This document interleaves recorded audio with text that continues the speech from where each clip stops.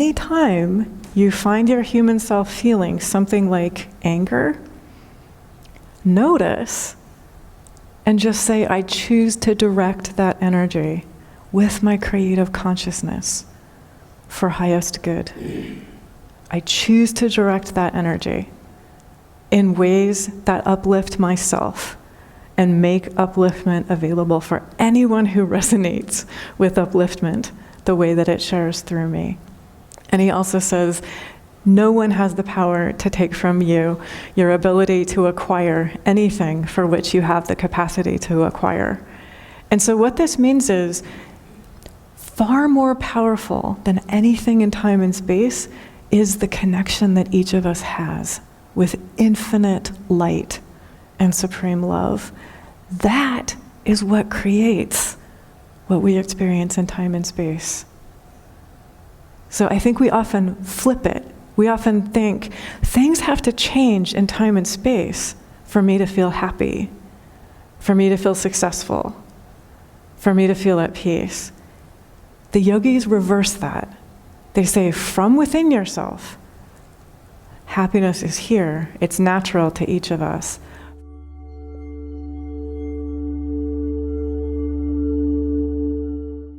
Good morning and welcome. 1,000 welcomes to you all. We are starting a new series today. I'm really thrilled to share this new series.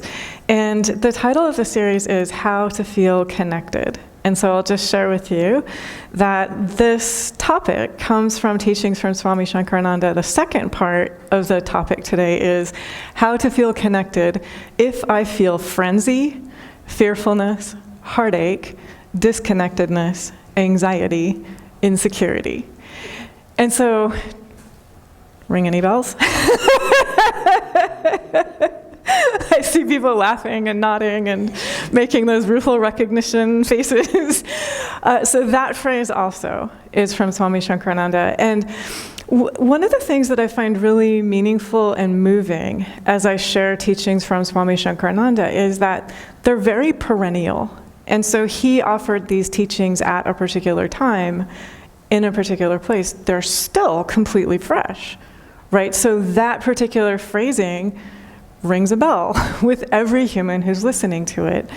And so it's really helpful just to recognize that yogis have always noticed for humans in time and space, it is possible to feel frenzy, fearfulness, heartache, disconnectedness, anxiety, insecurity, and there are solutions. So there are very specific practices and teachings, tools and techniques that we all can learn. And what we're inviting ourselves to do is to learn these, to practice them right now, but also not only right now, practice them ongoingly. And what happens then is we're each creating almost like a little toolkit. So if I have that feeling, I'm able to connect with one of those tools and breathe myself back into my center. And so a couple of the teachings that Swami Shankarananda shares are these.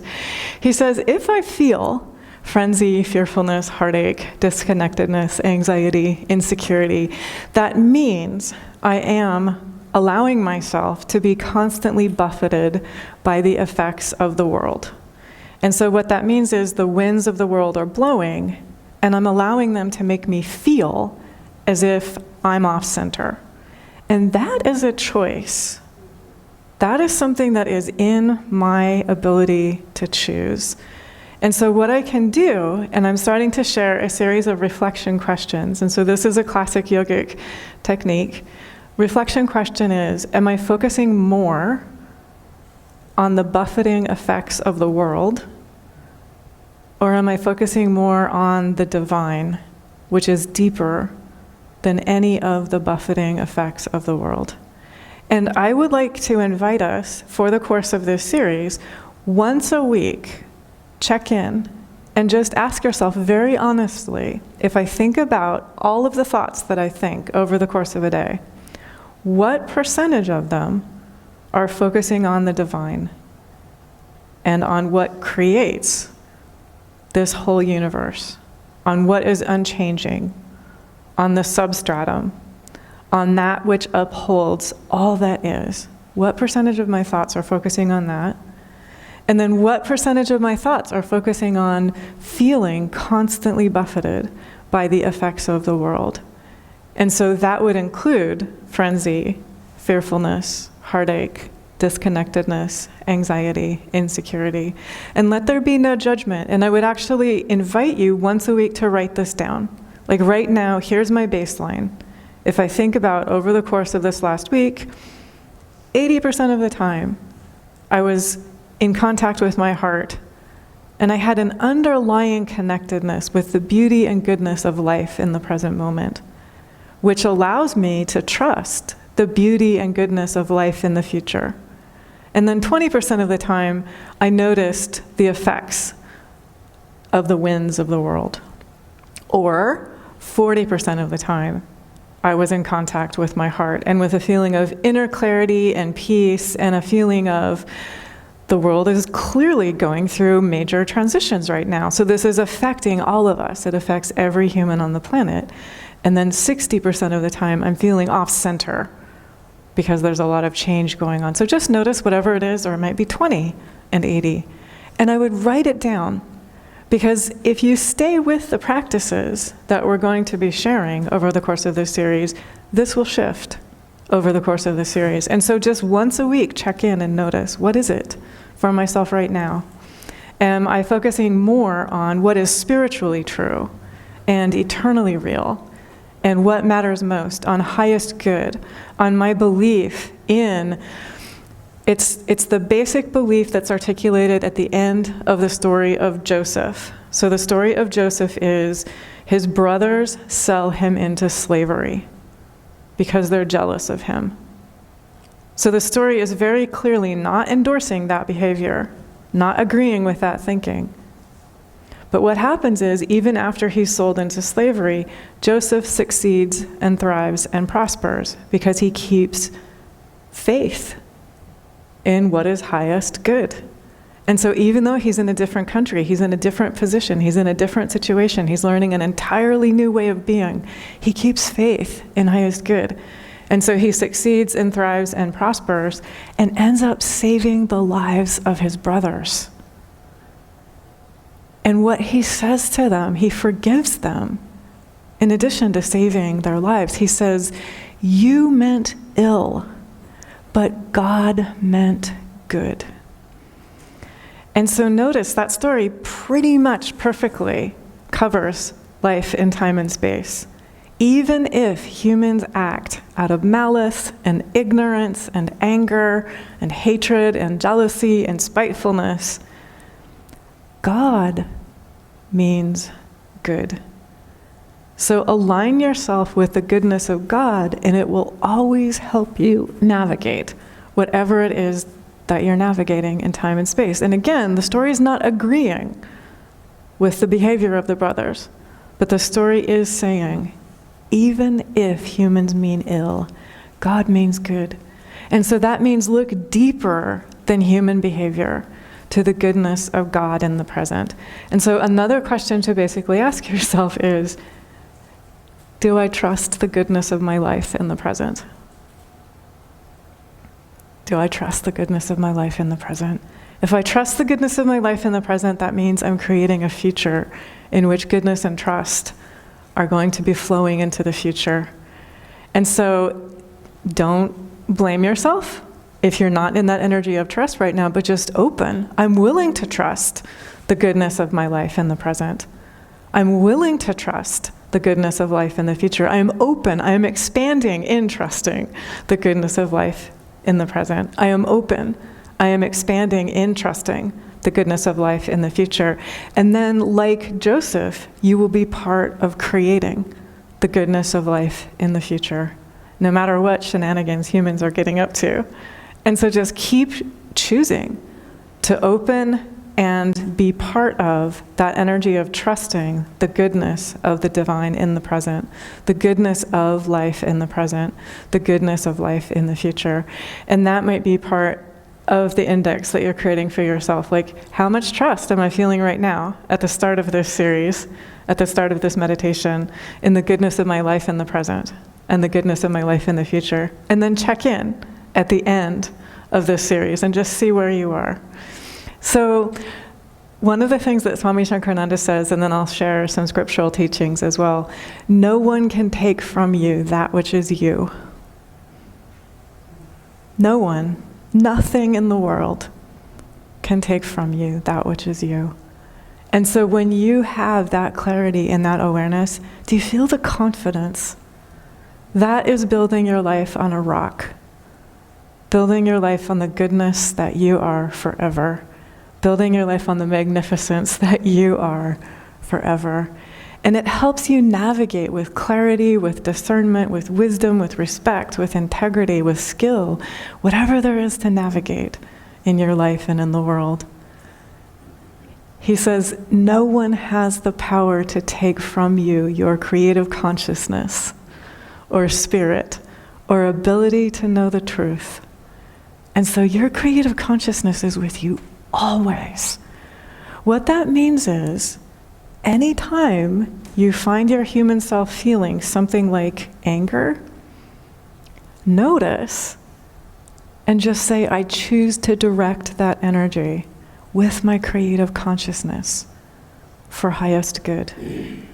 I choose to direct that energy in ways that uplift myself and make upliftment available for anyone who resonates with upliftment the way that it shares through me. And he also says, no one has the power to take from you your ability to acquire anything for which you have the capacity to acquire. And so what this means is, far more powerful than anything in time and space is the connection that each of us has with infinite light and supreme love. That is what creates what we experience in time and space. So I think we often flip it. We often think things have to change in time and space for me to feel happy, for me to feel successful, for me to feel at peace. The yogis reverse that. They say, from within yourself, happiness is here. It's natural to each of us. From within ourselves, the source of success is here. The source of enjoying the beauty and the goodness of life, the abundance, the unlimited abundance of life, it's here from within myself. And when I'm in that energy, then it flows forth into time and space. So do you see the difference? Instead of expecting something out here in the winds of change to bring me what I want, if I'm in the energy of dissatisfaction and frenzy and fearfulness and heartache, so just notice, how does it feel in your body to feel frenzy, fearfulness, heartache, disconnectedness, anxiety, insecurity? It doesn't feel good, right? Because it's not our natural state. Our natural state is to feel calm, confident, clear, loving, aware, centered, joyful, creative, flourishing, playful, filled with good humor and lightheartedness and fun and laughter. And so what we're doing is we're reclaiming. Another thing that Swami Shankarananda says is this: now is the most powerful point in creation for you. So I think we often think, when X happens, or when Y happens, or if only Z doesn't happen, then I'll feel good. But then I'm giving X, Y, and Z power over me. And it's actually the reverse. It's actually, I can feel good within myself in daily life. And I think I'll share with you a story about that in just a second, but I'll just say, the Buddha says this: a mind out of control will do more harm than two angry humans engaged in combat. A well-directed mind creates more well-being than the wholesome actions of parents towards their children. And so the Buddha as well, he's saying, I have the ability to create peace and joy and happiness and contentment and nourishment and love from within my mind. And so a couple of images to just share with you about this. And first of all, just notice for your own mind, has your own mind felt more like two angry humans engaged in combat? I hear people laughing. Or has it felt more like creating more well-being than the wholesome actions of parents toward their children? So this is within the ability of each of us.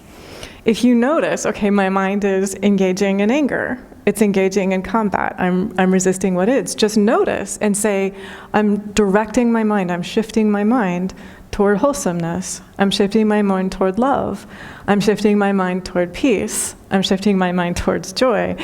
Welcome, I'm Swami Nityananda. If you are enjoying this content, please like, share, and subscribe. Please also subscribe to our free Substack newsletter available at the link below this video. Thank you for helping joy travel. And 2 images that came to me that just encapsulate this. So one was that I saw a dog, and the dog was like this little pretty small dog and was walking like a dancer, so just like super graceful. And she walked right past this very big dog on the other side of a fence that was trying to start a fence fight. So the very big dog was like barking and aggressive and running and trying to like fight. And this little dog just like danced right by this other dog that was wanting to start a fence fight. And clearly this is not only about dogs, right? So for each of us, we have that ability to notice, okay, dog is trying to start a fence fight. Do I want a fence fight? Or would I rather elegantly walk right by? And so that little dog like knew her destination. She was like, I'm going to keep going. Thank you very much. And so that was just one little sweet everyday life example. And the other sweet everyday life example that I noticed this week was I looked out my window and neighbor kids have been playing in front of the street. There's not very much traffic on the street where I live. And so like yesterday, there were 8 neighbor kids playing at one time on the street. But earlier this week, I looked out and I saw my 84-year-old neighbor playing soccer with 2 4-year-old neighbors. And my 84-year-old neighbor was wearing these tall, elegant boots. So she had just got home from work. She still works 6 days a week. She loves her work. And you could tell they had invited her to play, and she was like, sure. She didn't say, I don't have appropriate footwear. She was just like, sure, I'll kick the ball back to you. And so I was just laughing because what they were playing was like this great hybrid basketball soccer game. And they looked like they were having so much fun. And so these moments are there all the time. Both of those moments are there. The angry dog wanting to fence fight is pretty much available if we would like to engage with that, right? And we get to choose, how would I like to respond to that?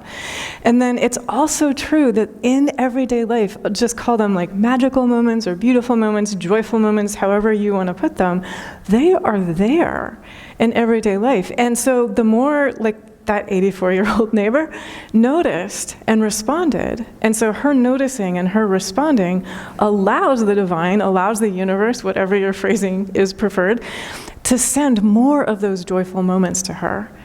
So, and I think I mentioned a week ago, I played soccer with a 6-year-old. I was taking out garbage and recycling, and I was in my slippers. So you just say, okay, of course, I'll kick the ball back to you. You don't say, no, I can't play with you. I don't have proper footwear. I mean, we are free to say that, but it's sort of like life is always happening. There's always this flow of beauty and joy. And so the question is, to what extent am I making myself available for that flow of beauty and joy? And it's also very related to what the Buddha says, a mind out of control will do more harm than 2 angry men engaged in combat. What that means is, if I allow my mind to run away from me, it can engage in anger. It can engage in frenzy, fearfulness, heartache, disconnectedness, anxiety, and insecurity. And if I direct my mind, and I do it with love, that actually creates more well-being than the wholesome actions of parents towards their children. And so let's just practice a little. We were practicing actually from the outset, if you joined us from the top, but one of the things that you can do, and so let's practice first with eyes open, because sometimes you're in the middle of a conversation, and it turns out to be an invitation to have an angry fence fight, right?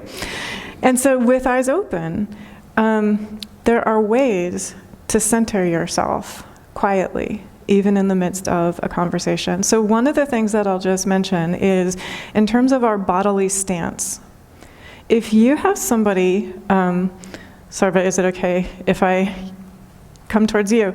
If you have somebody who's aggressively coming towards you, slightly angle your solar plexus away from them. So your solar plexus is right here, and there's a lot of energy. So this is above the navel and below the rib cage. So slightly just shift your body so it's slightly angled away from them. And that energy of anger, that energy that they are engaged in, just has that opportunity to move past you. So that's one thing that you can do. It can be very, very subtle. And if you're not able to actually physically move, like say you're in a business meeting and it's not really possible to shift your chair, it's actually fine to just place your hands over your solar plexus. And this is fine. I mean, this is like a completely composed posture to have in a business meeting.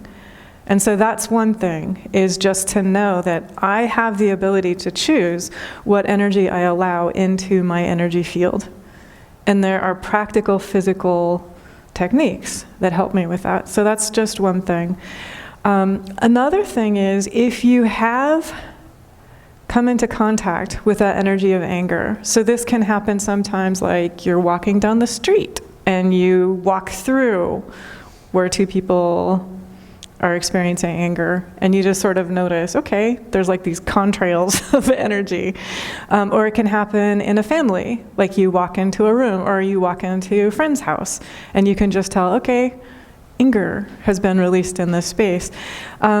This works. I mean, just to quietly put your hands on your solar plexus and just to notice. You're sort of noticing, okay, I notice energy is here, and with love and with respect, I'm choosing to exercise sovereignty over what I allow into my energy field.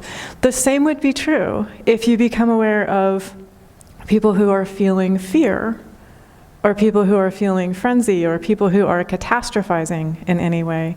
You can just inwardly say, okay, I notice that's happening right now. I'm going to choose to lovingly exercise sovereignty over my own energy. And so this would be a technique I would invite you with love and joy to practice this week, and just notice it really shifts your ability to be in a room, or even to watch on screen, or wherever you're watching this, just to notice, okay, humans are engaged in energy patterns of anger or fear or heartache or turmoil or feeling disconnected or anxious or confused. And I can choose with love and respect to exercise sovereignty over my energy field. And then two others that I'll share, which we also can do with eyes closed, and they work eyes open as well. Let's first feel them with eyes closed. And so this would be, say that you yourself become aware of, okay, self, I'm experiencing a wave of fear. I'm experiencing a wave of not trusting the goodness and beauty of my life in the present, and not trusting the goodness and beauty of my life in the future. I'm noticing that, and I'm choosing to shift back into feeling connected. And so one of the ways to do that is just, I'm breathing into my heart. I am connected to my heart deeper than any waves of emotion. And so see if you can actually practice this right now. So some strong emotion that you felt this week, and you just notice it, and you breathe into your heart. I am connecting with my heart deeper than any waves of emotion.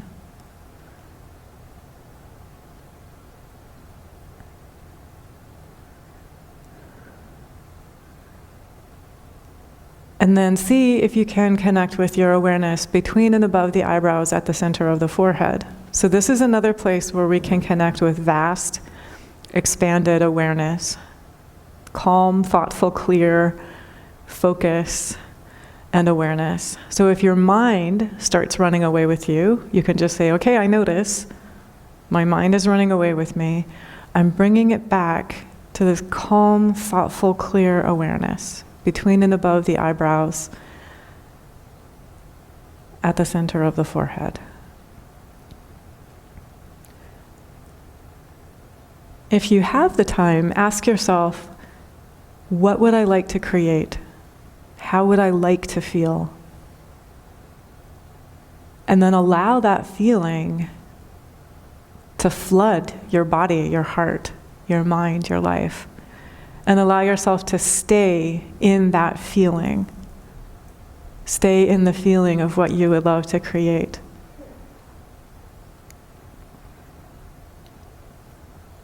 And so this is a practice.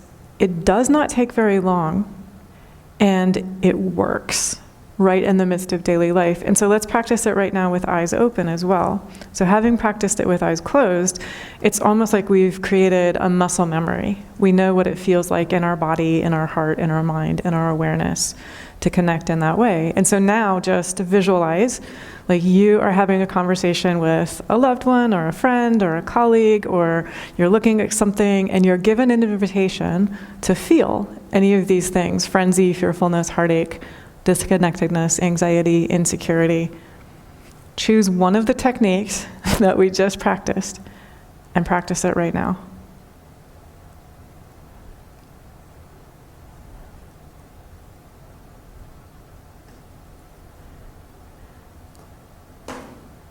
And when you practice that technique, just notice how it feels in your body. Notice how it feels in your heart. Notice how it feels in your mind. And then notice as well how freeing and empowering it feels. Because what you are doing is giving yourself to create. Now is the most powerful point in creation for you, always. That frees you from anything in the past. That frees you from any worries about the future. Now is where I am able to create what I love. Now.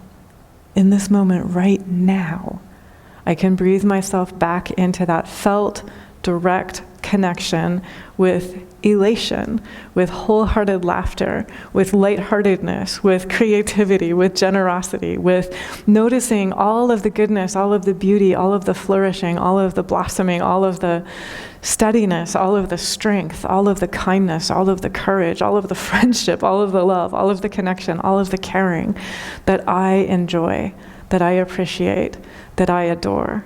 And do remember that the more I'm noticing what I enjoy, what I appreciate, what I adore, the more the divine can send me what I am noticing, what I am appreciating, what I am enjoying, what I am adoring. And so again, let that be part of your baseline. How much am I noticing the beauty and the goodness of each day? At the end of the day, look back. Notice the beauty. Notice the goodness. What happens is, I'm trying to think of how to say this. I think often humans have, like, let's say there's somebody who works a job and they get 2 vacation weeks a year, 3 vacation weeks a year.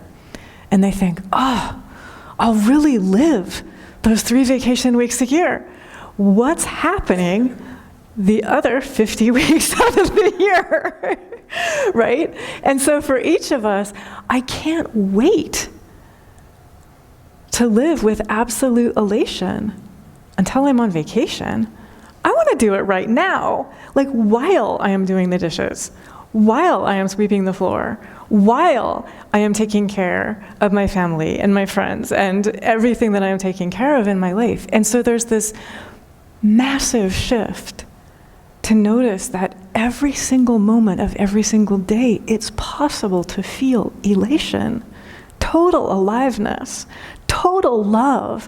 Like, you know that feeling humanly if you're just falling in love and your brain is like basically completely intoxicated with dopamine? You can have that every moment of every day while doing the dishes. And it's within the capacity of each of us. And so it's just, how much am I noticing the aliveness that is here in me right now in this moment? How open am I to reveling in, flourishing in the beauty and the goodness, trusting the beauty and the goodness of my life in this moment? As I trust the beauty and goodness of my life in this moment, I actually make beauty and goodness present and possible and available silently for everyone that I encounter. And I make beauty and goodness present and possible and available into my future for myself and everyone that I encounter as well. Which is more fun? Thinking that my future is full of trust and beauty and goodness and appreciation and elation? or choosing one of those other words that we've been meditating on transforming. And so, as long as there have been human minds, people have noticed it is possible to let my mind be like two angry humans engaged in combat, or it is possible to let my mind be nourishing and wholesome, even more nourishing and wholesome than loving parents are toward their children. And so this is up to each of us. Every thought, every word, every choice, we get to choose to create that well-directed mind. We get to choose to create a life of elation, a life of noticing the beauty and the goodness and the miraculousness that is here in the present, which in turn makes that possible in the future also. Thank God, and God bless us all.